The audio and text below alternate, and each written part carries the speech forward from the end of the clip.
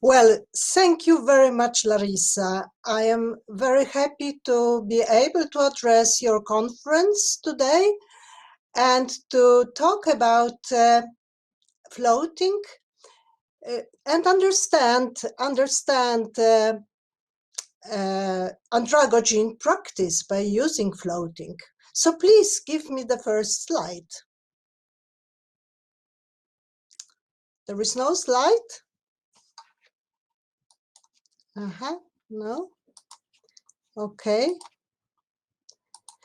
And the second one, sorry, the second one.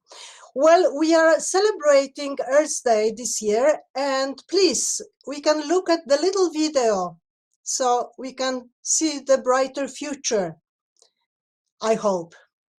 Please, a little video.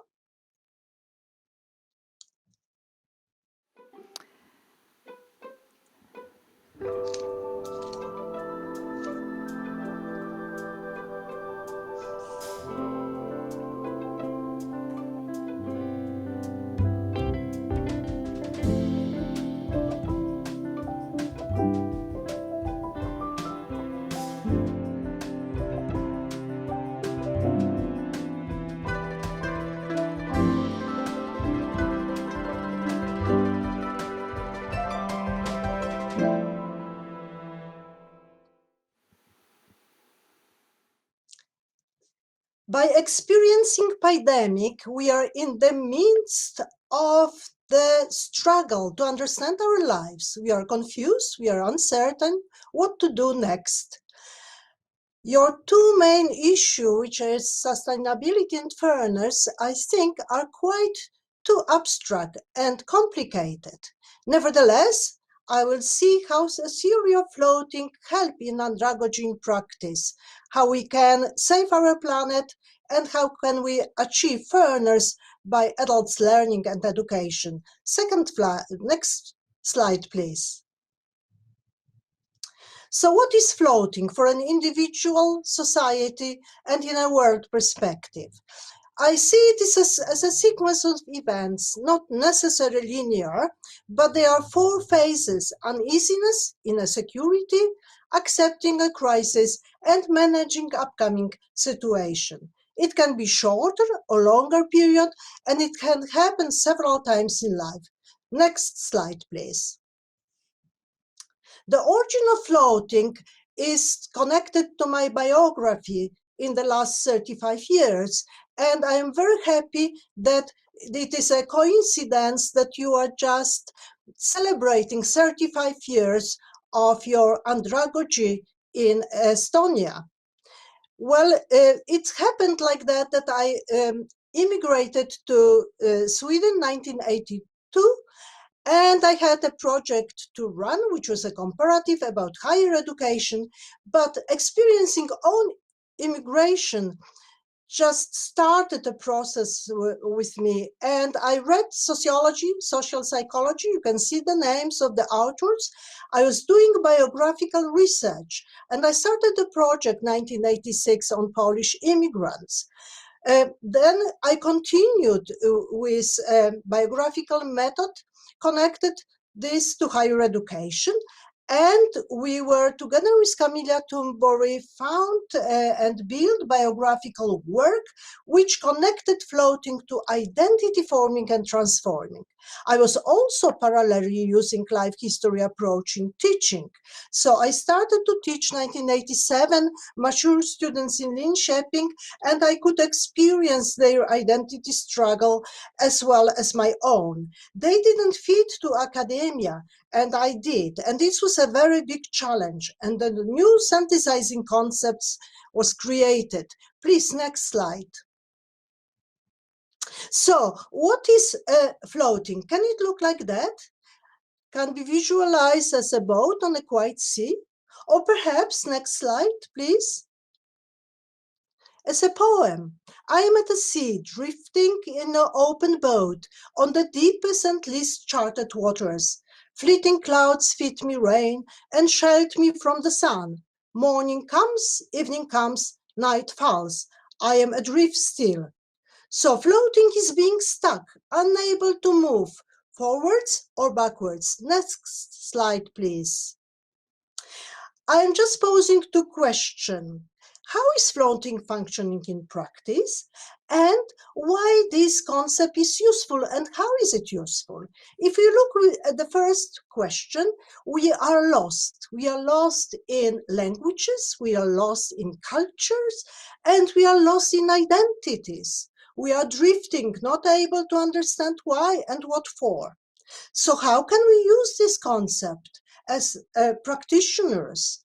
We can understand adult learning much better and ourselves as well, and the struggle that we are going through. Please, next slide. What does it mean to be in floating? It's being fragmented, being closed, without future, not fitting in, being between cultures and languages, but also experiencing a cultural clash. And theoretically, when we describe floating, it is ambivalence and uncertainty. In practice, we are trapped with unfamiliar knowledge or perspective. For example, when students or adults are coming to higher education or adult education, they are posed with perspective change, and this creates dilemmas. There is a clash between old and new. Next slide, please. So I am describing a process of floating in 4 phases: being uneasy, feeling insecure, accepting a crisis, and managing the situation. Next slide, please. So what does it mean being uneasy?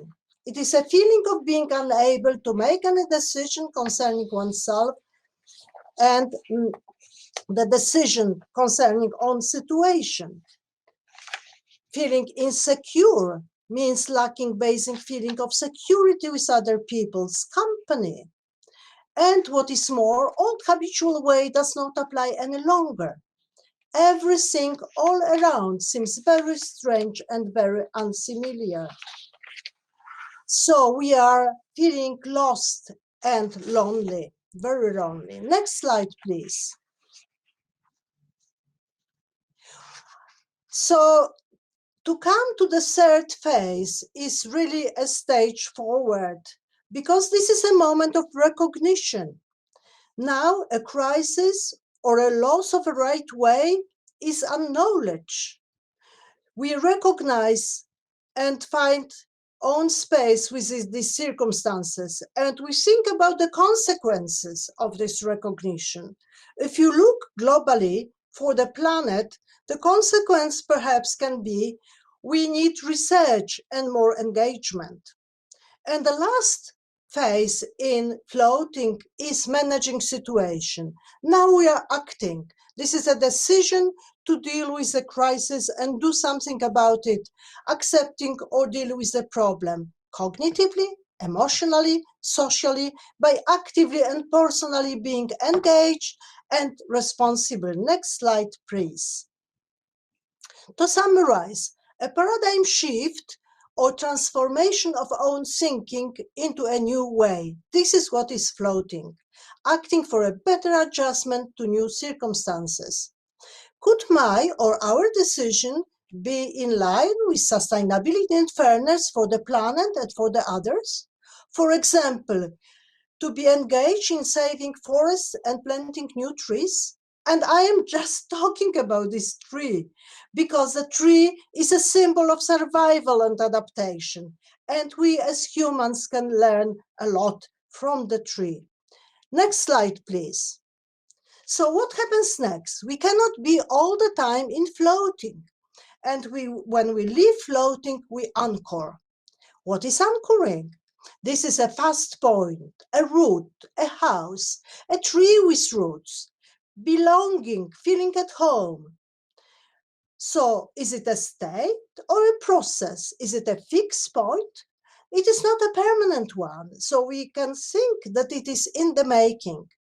Examples of anchoring is anchoring in life, anchoring in education, anchoring in work, anchoring in oneself, but also most importantly and most difficult to anchor in planet and humanity. Next slide, please. So these two positions, floating and anchoring, they are balancing between each other, and we can work with them biographically. It is a continual pendulum between the two, where our identities are formed and transformed. And this process is not an easy one. It includes a struggle. Please, next slide. So how adult learners work biographically? To learn, a student needs to anchor, for example, in higher education, on adult education, by feeling belonging to a culture, to be secure in oneself, learning to know more about unknown, to struggle with uncertainty and coming closer to the solution, being curious. As we are first social and then ourselves, it is difficult to resist the social pressure. So how to deal with that? Well, we are coping with expectation from others, from the family, from friends, from in the work, from the teachers, and so on, from the colleagues. We are just commuting between structure and agency. Next slide, please.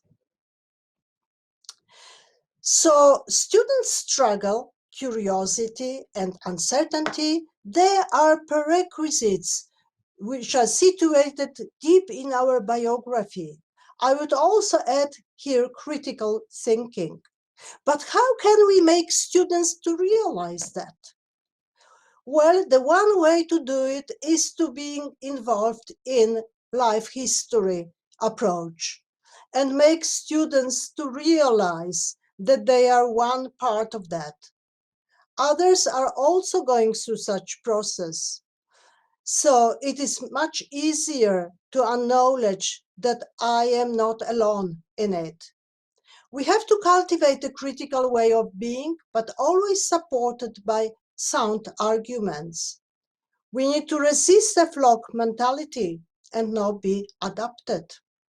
Thus the question is, how to make ourselves curious, uncertain, and willing to struggle, and how to learn continuously. Next slide, please. So what are the lessons for andragogy in practice? I think that theory of adults learning can be described as a pendulum between floating and anchoring. And this is exactly what is the lesson for the andragogy. But also by applying biographical method in research and teaching. And I really advise you to do it.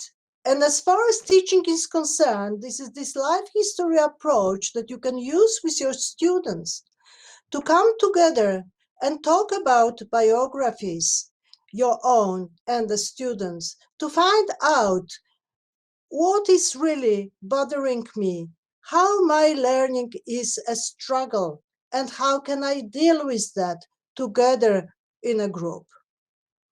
Well, we have to be, as practitioners, open to diversity of learners. They are out there.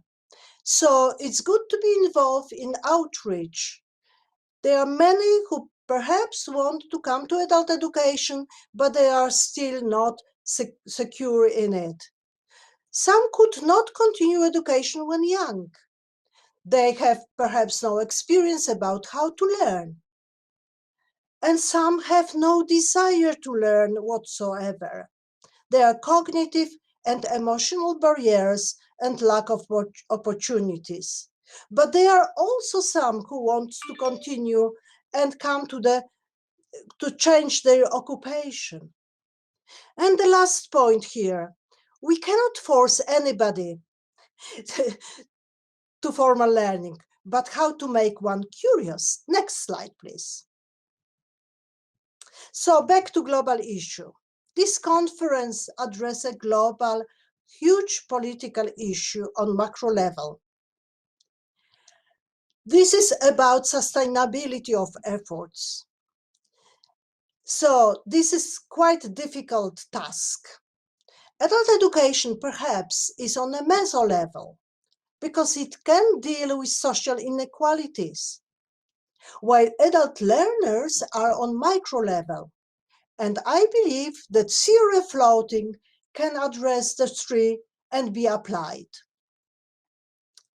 But one thing is to emphasize education, which we as practitioners can deal with. But it is not enough. There is housing, segregation, health issue, unemployment, and loneliness, but even poorness. And it's not only in our countries, it is globally. And this is not easy to deal with those questions at all. And the last slide, please. So I think that what we can do, we have to think about our planet and humanity. We need to be a part of our planet.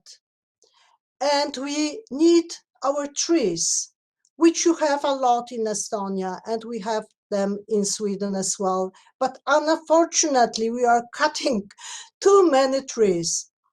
And we have to think about them and really give them a big hug, because they are the only, or one of the only survivor which can help us how to learn and be a part of the planet and humanity. So remember Happy Earth Day 2021, and thank you very much.